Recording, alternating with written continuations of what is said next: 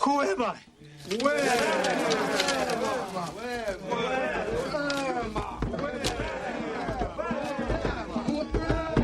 I?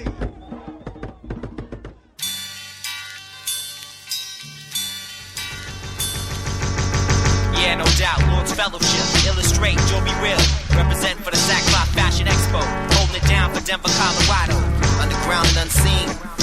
Deemed an MC from the womb, so I'm born to rock eternally. Confirm through spoken word, get grounds for open heart surgery. Transform for the old, so I'm not half the man I used to be. My life remains vain unless Christ's name's on my eulogy. So tell me who you be and the one you represent for. A man's life is but a blink, so tell me if you think you hardcore. Let's lay the law, see what's really going down. Every breath is God's gift, so how that sound? MCs go rhyme for rhyme, head to head and flow for flow, and make claims of credibility over swollen egos.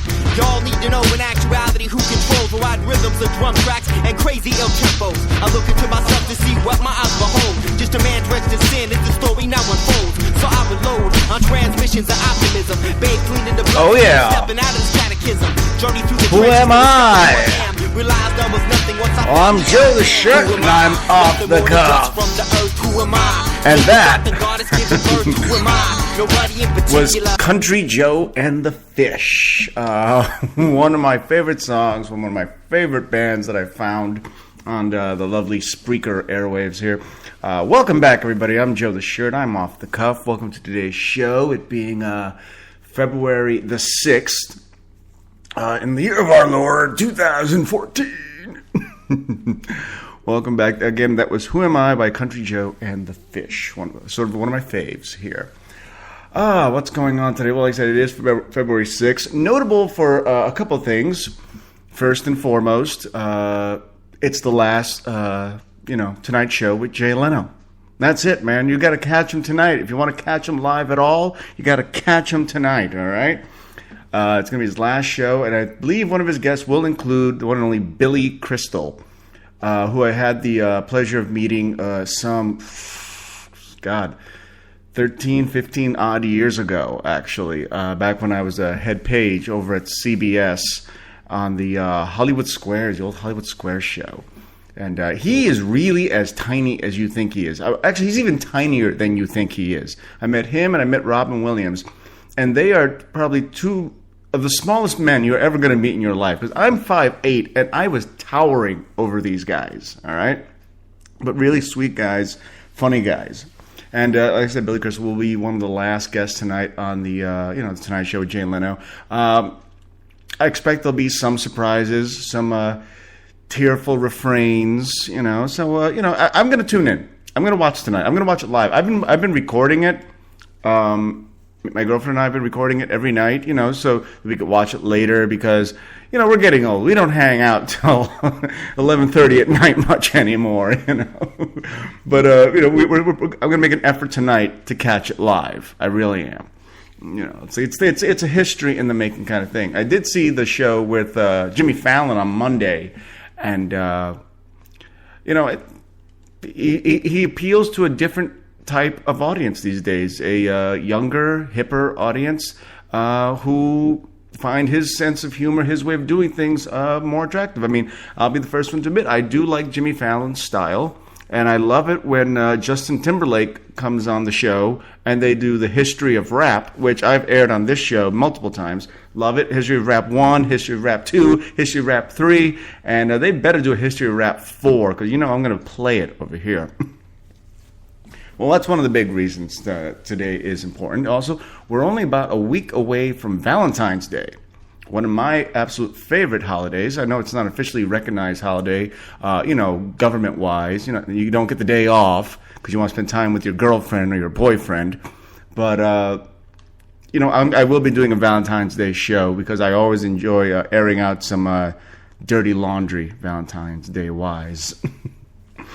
But the big story right now, of course, is, the Winter Olympics are here, or as I like to call it, the Winter Shit Show. Because, hold on, please.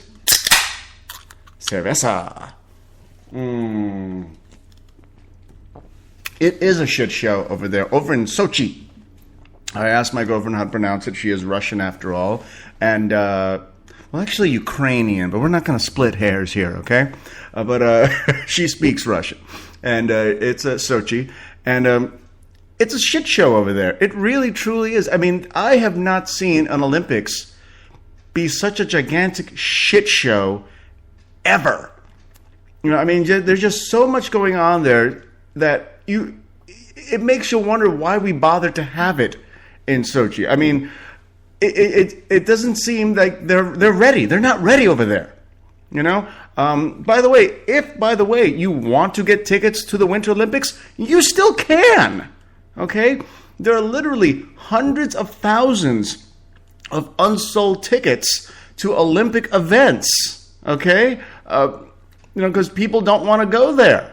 You know, and or the people that do live there that would like to go there can't afford the fucking tickets in the first place. You know, so I mean, expect to see, at least that's what I expect to see. I expect to see a lot of empty seats.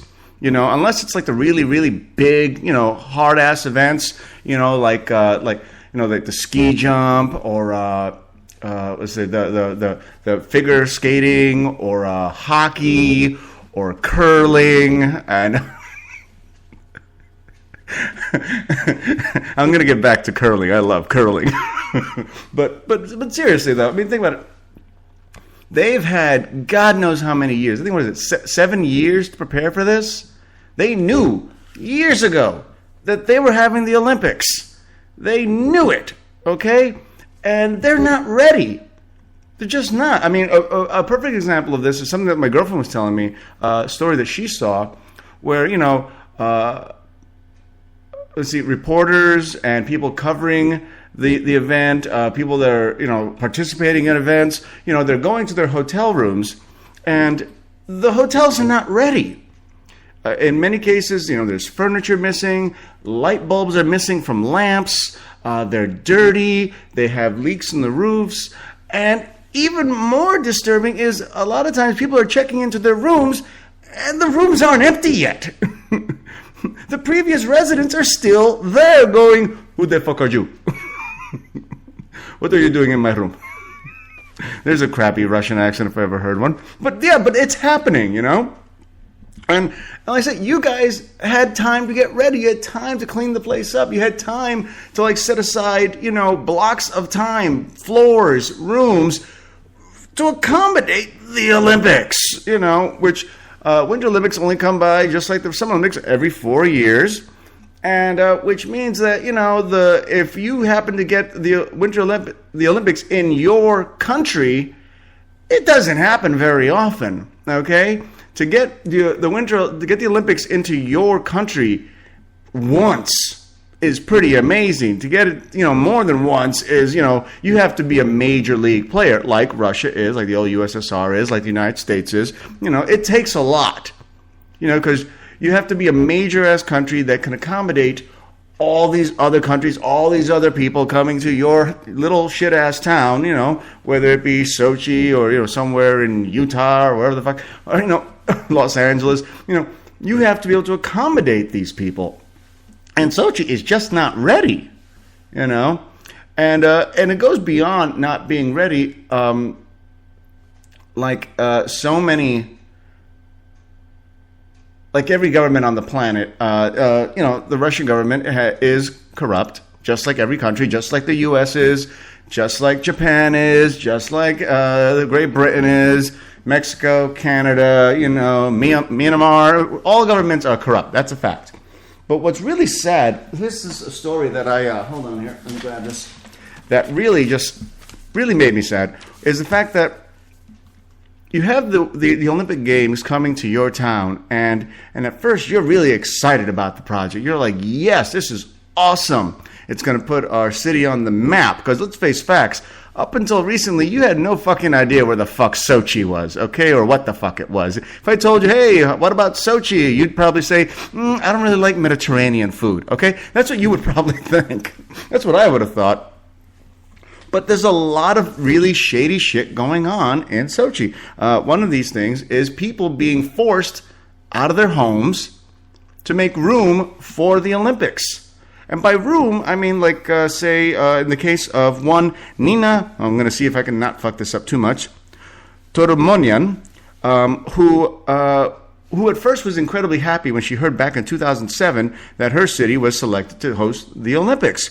And all of that turned to shit when the riot police, busted into her house and threw her and her 13 family members out of their 3-story home that they'd had since 1970, telling at gunpoint.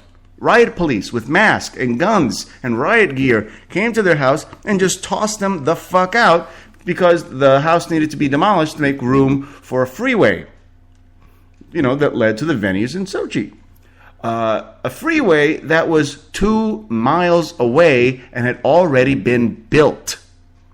Let me put that to you again. They threw out all these people, destroyed their house, because they needed to make room for a freeway that was already built 2 miles away. And this falls under what's known as legislation known as Law 301, which allows the seizure and demolition of privately owned plots of land and buildings in preparation for the games. For a freeway that was already built. As she puts it, it was a very Soviet way of doing things, anything for a noble purpose. Given the ample corruption around this theme, the project became a disaster for many families. Toromanyan said the police showed up October 23rd wearing black masks and armed with, Kalashnikovs, also known as AK-47s, and clubs. They pushed and kicked everybody out of the house. One officer dragged her older sister by the hair as she kicked and screamed. Toromanyan's 63-year-old husband, Karapet, tried to intervene but was clubbed and forced to the ground. One of the frightened grandchildren, 9-year-old Grisha, pleaded with the policeman, quote, "Please don't shoot, don't kill us." Toromanyan had lived in the house since 1970 when she married Karapet, and she still carries a yellowish piece of paper with a stamp indicating that the property, slightly more than a half an acre, that's it, not a whole lot, just a half an acre, was given to her father in honor of his bravery in the army in World War II. Well, that's nice to see how they treat their vets there. Mind you, not that I'm trying to elevate the U.S.'s position on how it treats its vets. I'm just, speaking on this particular case here. Judges decided that in accordance with Law 301, the house and the lands were in the way of the new Sochi-Adler Highway.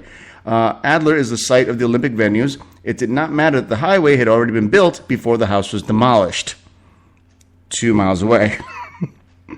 Officials saw no violation in the law. In accordance with that law, we have relocated more than 1,000 people, and we have paid good compensation or offered them other housing. According to this, very few people complained, and when they did, it was up to the courts to decide. Now, Toromanyan has no proof, but she believes that someone with good connections is going to swoop in and buy the now, abandoned land, for a steal. The 3 families, including the 4 children who make up the Toromanyan clan, received the equivalent of $152,000 in compensation. They divided up equally, but couldn't afford a house after that, and now all live in cheap rentals in Sochi. Toromanyan comes to the ruins every day to feed the family's dogs and cats, who are still there. They can't take their pets with them because the place they live are so small.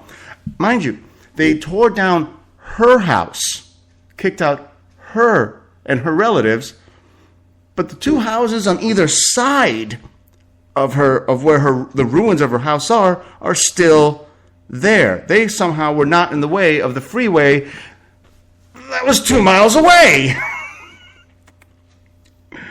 Another story comes from Angela Zielberg, a 42-year-old real estate developer.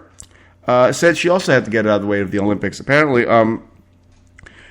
she had built in central Sochi with funds of more than 24 families who lived in 2 apartment houses. They were demolished in October because they did not fit into the new image of Sochi. Okay, that's what they said. Not that they needed to land for anything in particular. Not that they needed to build a freeway through it or put up any other building there. It was they were told that, well, these apartment buildings don't fit in with the image we're trying to project here. So then the police came in with demolition teams in the middle of the day. Just came in, started throwing shit out the door, all their furniture, all their private possessions, at gunpoint once again. And even though she had all of her documents prepared, everything was in order, there was no reason for them to go in there and take all their shit and then destroy the buildings. They did it anyway. And then after they just demolished the two buildings, Zilberg was told that she was needed to pay $100,000 per apartment house for the demolition. Imagine that. Someone comes to your house, kicks you out of your house, destroys your house, and then tells you that you owe the government money for the privilege of having your house destroyed. What a shit show. And now it's time for a break.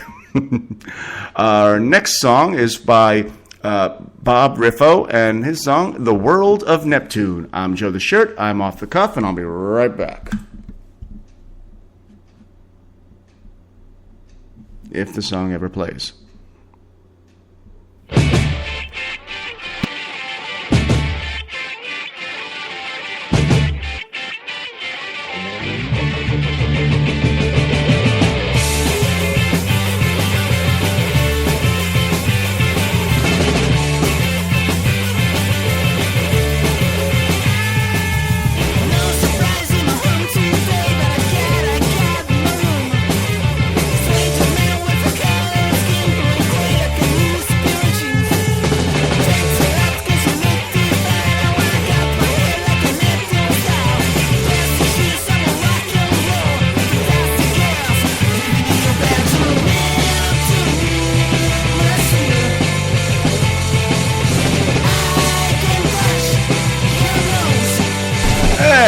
Joe the Shirt is off the cuff.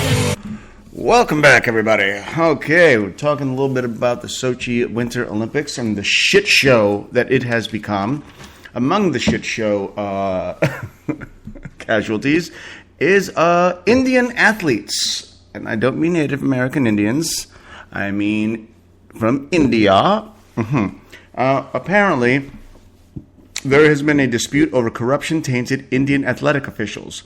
Apparently, the International Olympics Committee suspended India's membership due to, let's see, how do they put it?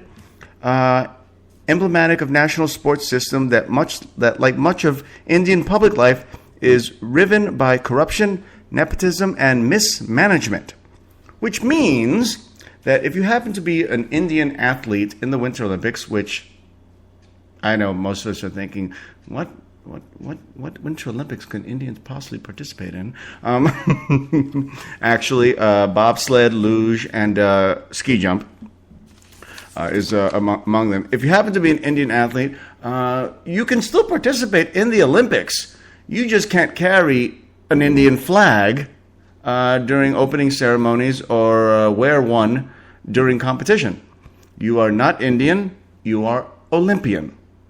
So, yeah, it's a shit show over there. I have not seen a shit show connected to the Olympics like this, ever. To be perfectly honest, I've not seen anything like this. I'm looking forward to watching the Olympics. And my girlfriend and I, we like sports. We like Olympics. We like the opening ceremonies especially, and the closing ceremonies. You know, we watched the opening ceremonies of the Summer Olympics, and we were just like, wow, England is so cool! You know, but, and we're looking forward to seeing this one as well, because you know, this is, in a lot of ways, it's her home country, you know. I said I call her the Russian for a reason.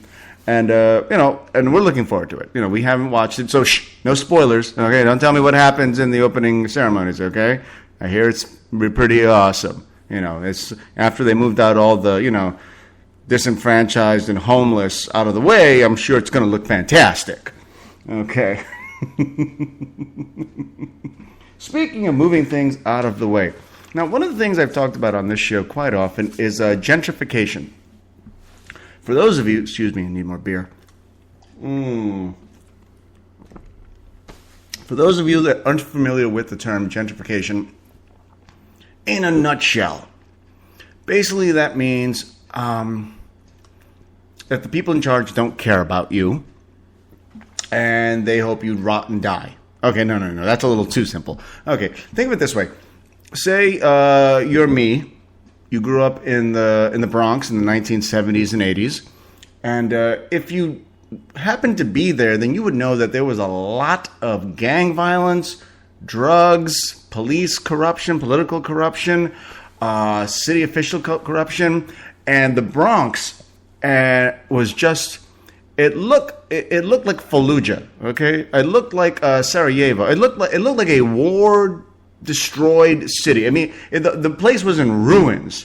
Back in the 1980s, when I lived on Teabot Avenue, right off Fordham Road, there was my apartment building on this side of the street, and then across the street was a couple of gigantic tenements that were burnt out, abandoned, and just rubble. And that was pretty much representative of lots of parts of the Bronx. And nobody did anything about it. That's a big part of gentrification. The beginning of gentrification is that nobody gives a shit that your part of the city is a shithole because they don't give a shit about you. Now, then what begins to happen is people begin to realize, hey, you know what? We don't give a shit about the people, but we do give a shit about all those great apartments that they are occupying, and we give a shit about all the great property around it that, they live around. What if we start buying these properties, raising the rents, and make it so expensive that they have to leave? Okay, so we'll fix up the area, but make it too expensive for them to stay. And because they don't have any real rights as renters, we can raise the rent as much as we like. Yeah, there's a good idea. And then what happens is, people are forced out of their homes. People that may have lived in the same fucking apartment for like 20, 30 years. I mean, I have friends of mine who, they're still living in apartments in the Bronx that, that were owned by that were, rented out by their mothers, and they still live there, so, and then what happens is, then people come in, they start spending money, they start improving the neighborhood, they bring in, where there used to be a bodega, there's now some fancy schmancy, organic food place, Whole Foods, Trader Joe's, whatever the fuck, where there used to be a liquor store, now there's a Bevmo that takes up half the block, and like I said, they price out the people that have lived there and have been asking for help for decades, and then they come in with the help, but make it too expensive for them to stay. So, they don't get. It's not that they don't give a shit about the area, they just don't give a shit about you. So, now, you think, okay, gentrification is a bad thing. And I like to think that for the most part, it really is. It is a bad thing. It tells you as a person that you're not worth anything. That the people who are supposed to look out for you don't give a flying fuck about you. Okay, the people that you elect to make sure that shit like this doesn't happen decided, well, you know what? I'd rather have a richer clientele, Okay. So now I turn to the story of Echo Park. Now, a lot of you guys who live here in Los Angeles know that gang violence has been preeminent on just most people's thoughts for as long as I can remember. I mean, when I came out here in Los Angeles, back in the late 90s, I mean, the LA gangs were all over the place. I mean, I couldn't walk down the street without somebody thinking that I might be a gang member. Let me put it this way. Being Latino, being bald, and having a goatee makes you look like a gangbanger. Okay? That's a fact. Now, I look like an artist. But, it was a big deal. I mean, when I first came out here, gangbangers everywhere I went. There were prostitutes, there were drug dealers. LA was quite the little cesspool. It really was. But, thanks to gentrification, much like in New York's 42nd Street, it began to get cleaned up. People started pouring money into the neighborhoods. And like I said, where there used to be bodegas, now there's some foo-foo restaurants and cafes and, names of shops that only have like one word, the boutiques. And people started to, in Echo Park especially, it's the part that I'm talking about here, people started to get priced out. Now, one of the side effects of being priced out of Echo Park was the Echo Park locos. Right, you're thinking to yourself, what? Gangbangers, that's right. Believe it or not, gangbangers, the Echo Park locos, can no longer afford to live in Echo Park. According to this, so many gang members have been priced out of the neighborhoods. The neighborhood, he said, that their presence is hard to spot during the week. I mean, it used to be that on any given night, police could like turn down a corner and see like 40 locos just drinking beer, hanging out, in the streets, smoking weed, not giving a shit. And, on a regular basis, about twice a week, there'd be gunfire. Now, police are going through the neighborhood and they don't see anybody. And he goes, oh, yeah, that's right. It's Wednesday. So what has happened to the, Echo Park locos? Well, they come by on the weekends.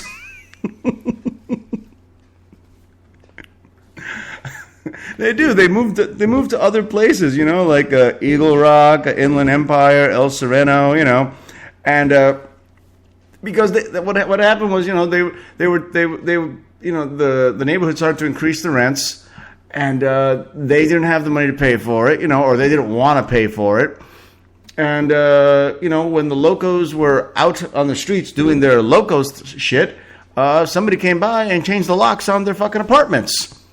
Somebody locked them out, and, then they were evicted. And once you get evicted, hey, you know what? We don't give a shit if you're a gangbanger. We don't give a shit if you're dealing drugs. We don't give a shit if there's a warrant out for your arrest. What we do give a shit about is you've been evicted, and you're not allowed in this apartment anymore, so we're going to have to remove you. And then they do. I mean, yes, the locos, they had their issues. Some of them went to prison. Some of them got out of La Vida, the life, and decided that they would rather raise families and get jobs than continue to shoot at each other. And other gangs, about 5 gangs, that claimed Echo Park. And now, not so much. Apparently, gangbanging has become a weekend affair.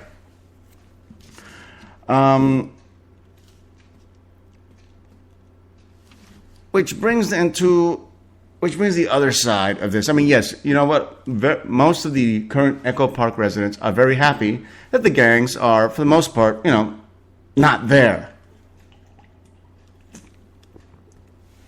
But some residents who still have ties to the locos are a little miffed at this, because what's happening now is that they've passed a recent resolution, a rule, not quite a law, but a resolution that says that, if you happen to be a gangbanger, blah, blah, blah, you're not allowed to, congregate in public. You're not allowed to get together and chill with your homies because, you're a gang member. And let's face facts, the more gangbangers that get together, the more likely gangbangers are going to do gangbanging kind of shit. That's a fact. So they instituted a rule where, if you're a gangbanger, you can't have more than X amount of you hanging out together. Otherwise, we're going to break you up. We're going to make you all go back to your homes, wherever the fuck it is you come from. Now, if you happen to be connected to gangs but no longer in a gang, that still applies to you, because you know what? You're bald-headed, you have a goatee, you wear a white T-shirt, and you got more tattoos than Alice Cooper. You're going to get rousted. Even if you're no longer in the gang, even if you're no longer active, they're going to come in and say, hey, break that up. You got to get out of here. And he's like, hey, this is a family reunion, or this is a quinceañera. What the fuck are you talking about? Hey, no, you're gangbangers. I'm like, I'm in my 40s. I'm not gangbanging. I'm trying to, like, have a party for my daughter. I got her a car. You know, the question remains, are we supposed to feel sorry for these guys, you know? Are we really supposed to feel sorry for gangbangers because their neighborhoods have been gentrified? They can't afford to live there anymore.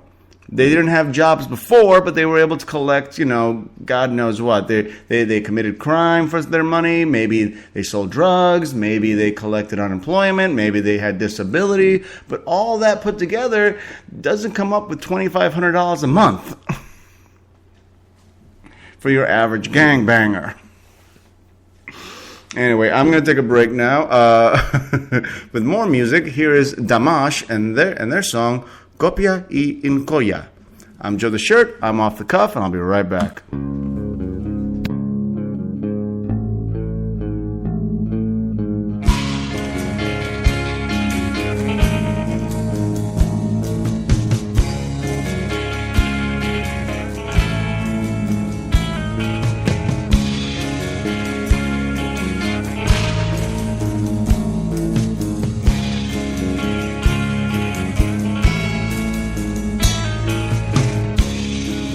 Freddo e già notte, rilassati. Hai preso le botte che meriti. I fiori che hai colto son sterili.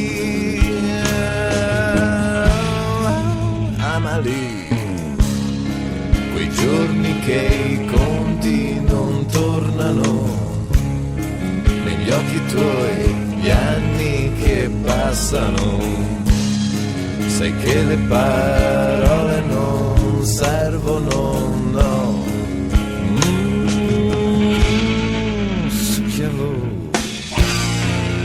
Show the Shirt is off the cuff. Oh my God. Talking a little bit about gentrification and whether or not it's always a bad thing. When something bad happens to your neighborhood and it helps to get rid of a bad element of your neighborhood, does that really mean that it's all bad? I'm talking, of course, about the Echo Park Los Locos gang in, of course, here in Los Angeles in Echo Park. And you talk to a lot of the current residents of Echo Park, and they'll tell you that, you know, it used to be a war zone for them. They'd be afraid to go out at night. They'd be afraid to just, you know, drop off the garbage or go to the store and get milk, you know, because gang violence was a real thing there, especially during the week. Now, gang activity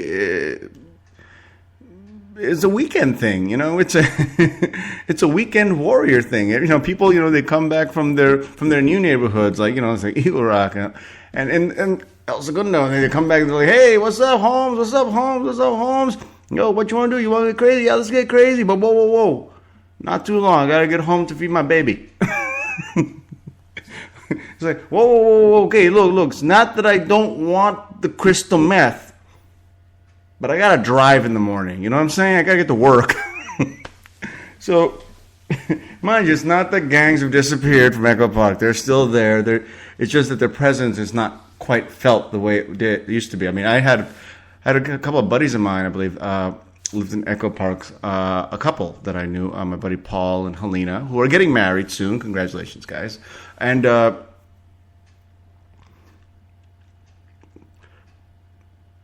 going to put this as delicately as I can. Paul is not the most intimidating human being you're ever going to meet in your life. I love Paul. Paul's a very talented actor, writer, but Paul couldn't intimidate Billy Crystal, you know, is what I'm saying here. And he shouldn't have to. I mean, I can intimidate Billy Crystal, but probably, like, not Dana Carvey. I don't think I can intimidate Dana Carvey. Maybe Billy Crystal, but not Dana Carvey. But what I'm saying is, though, but he lived in Echo Park, you know, with his girlfriend, his now fiancée, soon to be wife, you know, and this was years ago, you know, and they were fine. They had no issues there, you know. So there you go. Now, here's a quick story for you before I get on to the next couple of. Let me do a couple of quick stories before I do the big story at the end here. Okay.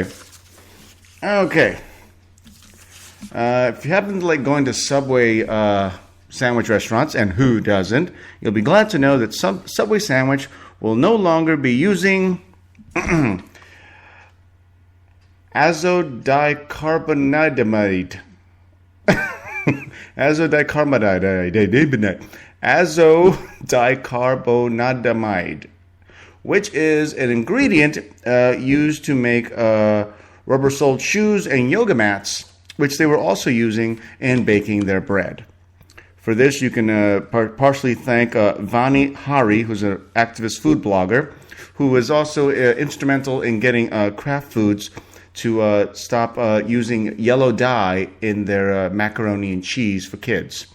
So you kids out there, when you look at your pale, nasty-looking macaroni and cheese, you have Vani to thank for that one. Okay? All right. Moving on. We've all gotten credit card offers in the mail, and that's great. That's fine. Have you ever gotten one like this one for Lisa McIntyre? San Francisco writer Lisa McIntyre got a credit card offer from Bank of America, which was addressed to, quote, Lisa is a slut, McIntyre.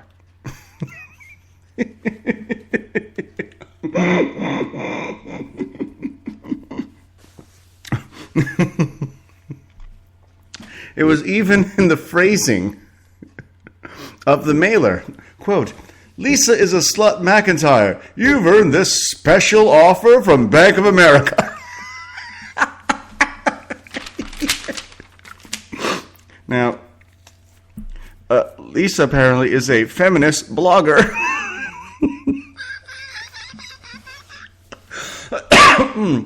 Who writes about feminist issues and apparently is getting credit card offers as Lisa is a slut, McIntyre. Now, Bank of America has immediately apologized repeatedly, and they're looking into it, and they figure it's either some bizarre sort of mistake or somebody in her past getting funny with her, because apparently late in the day, McIntyre said a Golden Key spokeswoman called, apologized, and told her that someone had inserted is a slut into McIntyre's society membership account sometime between 2004 and 2008. So this is something that happened a long time ago that's just rearing its ugly head right now to Lisa is a slut, McIntyre. According to Lisa, she's taking this with a grain of salt and a good sense of humor. And, I'm glad for her. Because I got to tell you, if I got a mailer from any of the major credit card companies or banks offering me a credit card to say, Joe is a cocksucker Negron, I'd frame that. I wouldn't complain.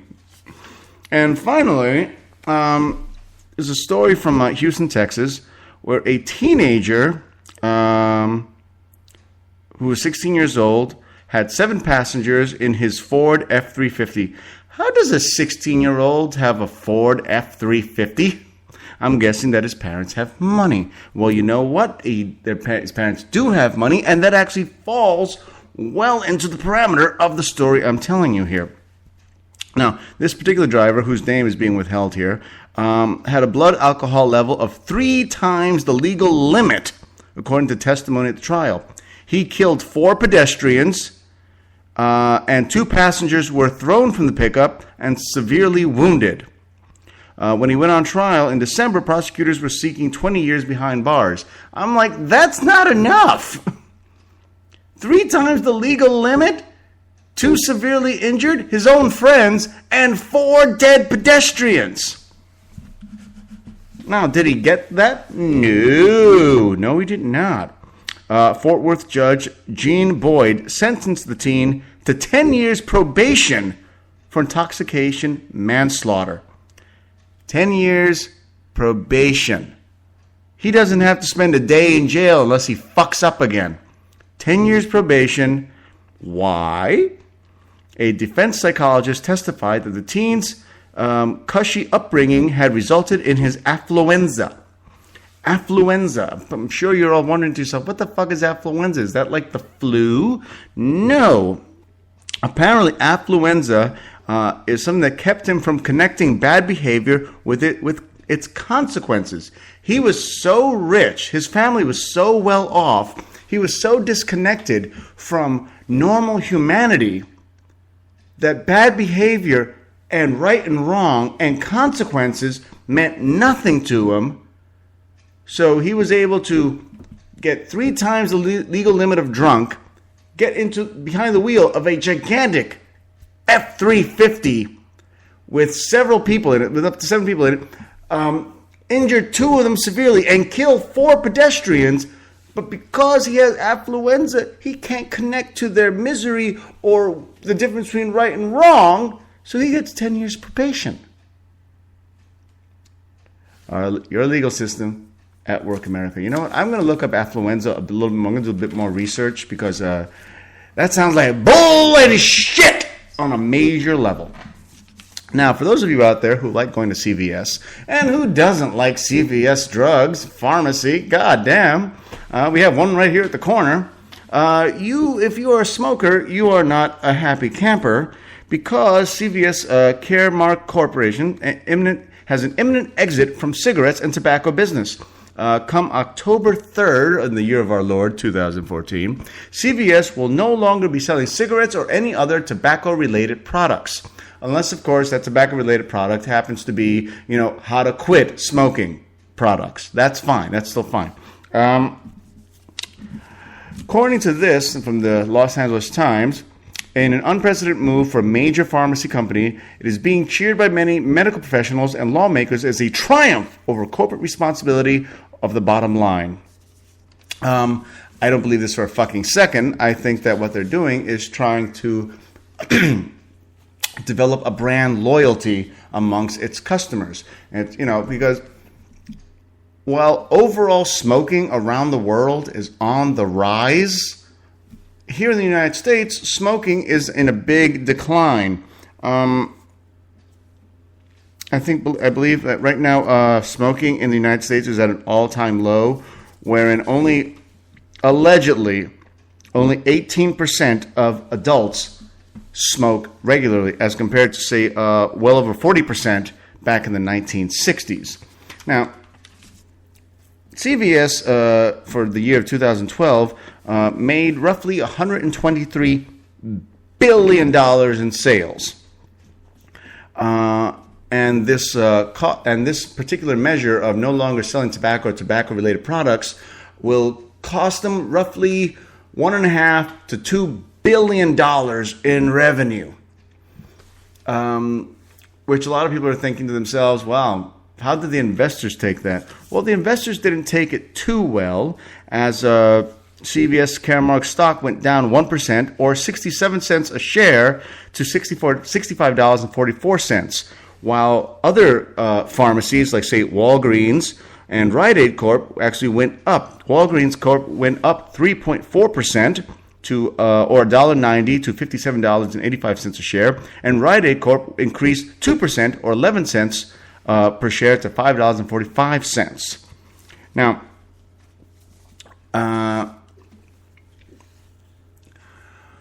rightfully or wrongfully so, smoking tobacco has been demonized, vilified in this country. I am not a smoker.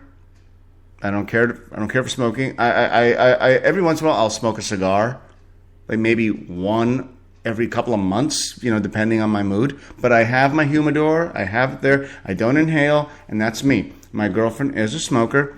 And anybody that gives her shit about her smoking, especially in a place that's allowed for her to smoke, will have my foot in their ass. But now, CVS, along with so many other corporate sheep, are going the way of the health conscious, because apparently it was thought as being hypocritical that a pharmacy would sell a product that kills people. Now, mind you, I don't hear any news about CVS. They're not going to stop selling liquor. Last time I checked, liquor kills people all the time. Not only does liquor kill the person who's ingesting it, but it kills the people who they run over in their car. As is testament by my entire neighborhood, which has all these wooden boards over the windows that used to be there because of drunk drivers. Is CVS removing liquor? No. But you know what? Big tobacco is easy. It's an easy target. It really is. I don't care for this particular policy, and I'm going to continue with it more sometime later, probably either tomorrow or Sunday. But for right now, I got to get out of here. I'm out of time. Believe it or not, God, the time just flies. In any case, our last song today is also by Bob Riffo, and it's called "Escape from My Mama." I'm Joe the Shirt, and I've been off the cuff.